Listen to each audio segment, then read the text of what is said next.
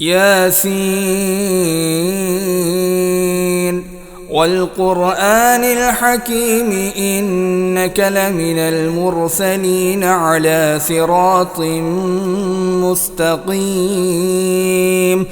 تنزيل العزيز الرحيم لتنذر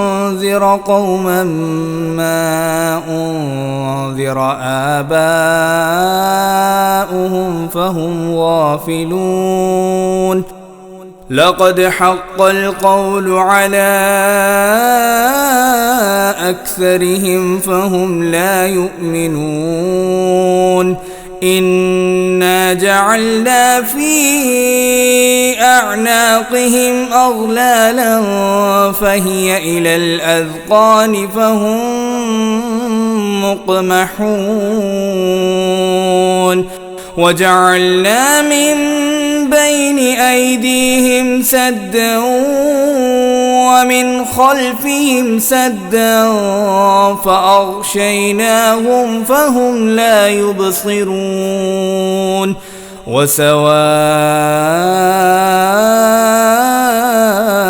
عليهم أأنذرتهم أم لم تنذرهم لا يؤمنون